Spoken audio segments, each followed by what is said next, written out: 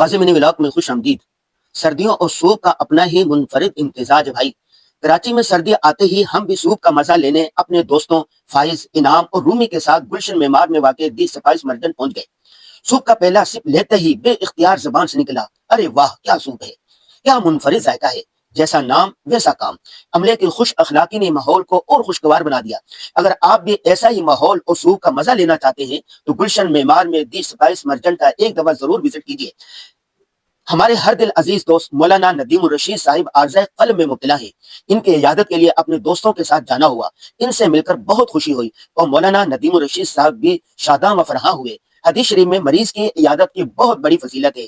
مریض کی صبح عیادت کی جائے تو شام تک 70,000 فرشتے دعائیں استغفار کرتے ہیں، اور شام کو عیادت کی جائے تو صبح تک 70,000 فرشتے دعائیں مغفرت کرتے رہتے ہیں۔ کراچی ایکسپو سینٹر میں سالانہ کتب میلہ سجنے کو ہے۔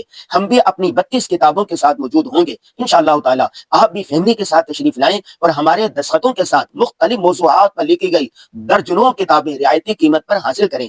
ہماری اس پوسٹ پر کمنٹ لائک مقابلے میں اول، دوم اور سوم آنے والوں خصوصی اور اعزازی انعام حاصل کرنے والے تمام احباب کو گفٹ روانہ کر دیے گئے ہیں۔ حفیظ طائب کو 15,000 پہنچ چکے ہیں، جبکہ دیگر حضرات و خواتین کو بھی عنقریب مل جائیں گے انشاءاللہ۔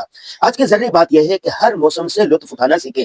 ویسے دل کا موسم اچھا ہو تو سارے ہی موسم اچھے لگتے ہیں بھائی۔ اللہ حافظ۔